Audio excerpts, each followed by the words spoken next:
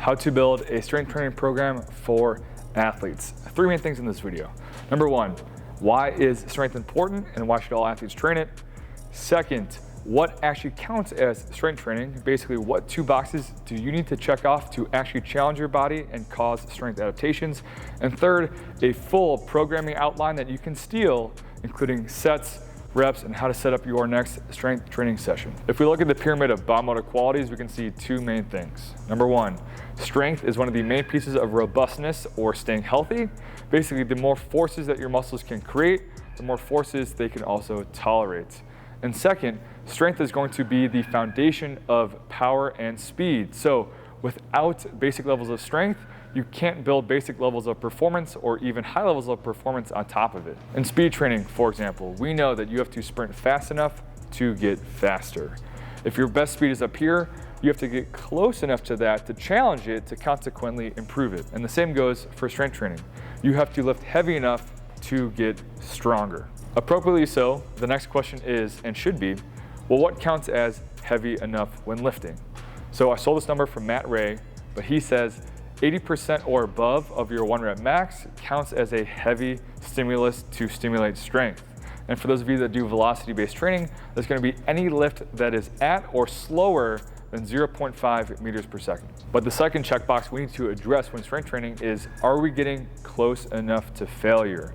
And the concept here is going to be called reps in reserve, or RIR, which is basically, if you had to keep going once your set is done, how many perfect reps with perfect form could you do if you had to keep going? How many reps in reserve did you have? Makes sense, right? So I stole this from Mike Grzertel, but anything 3 RIR or less counts as close enough to failure to stimulate strength, hypertrophy, and all those good things. Basically, combining both those things means that only doing 1 rep at 80% of your max is nowhere near challenging enough to stimulate your strength.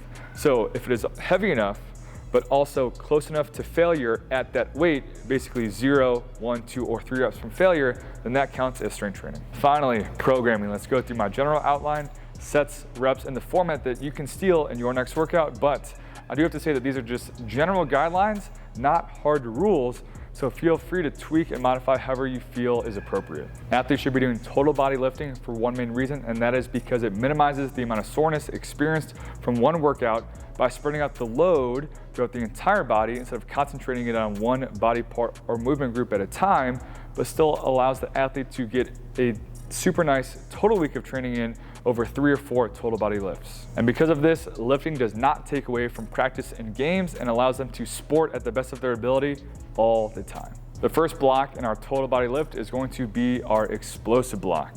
That includes any sort of weighted jump, any Olympic lift, any bodyweight jump, plyometric, things like that, sometimes paired with an accessory like core, shoulder care, hip care, things like that. And the explosive block will be typically 2 to 3 total sets and 2 to 3 reps per explosive exercise. Next is the lower body strength block, when the athlete is still relatively fresh and has the energy to attack the big muscle group movement of the day, typically paired with an accessory exercise. Lower body strength movements are going to be 3 to 4 total sets and 2 to 8 total reps each. Next is going to be the upper body strength block with a push exercise, a pull exercise, and depending on time, maybe an accessory as well, when the athlete is starting to get kind of tired, but the upper body is relatively fresh compared to the rest of the workout.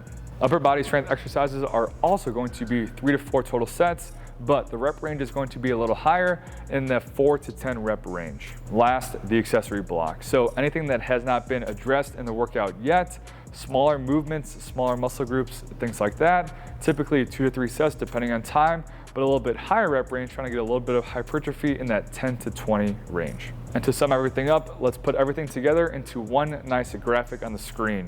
First, explosive, 2 to 3 sets, 2 to 3 reps. Second, lower body strength, 3 to 4 sets, 2 to 8 reps. Third, upper body strength, 3 to 4 sets, 4 to 10 reps. And last, accessory, 2 to 3 sets of 10 to 20 reps.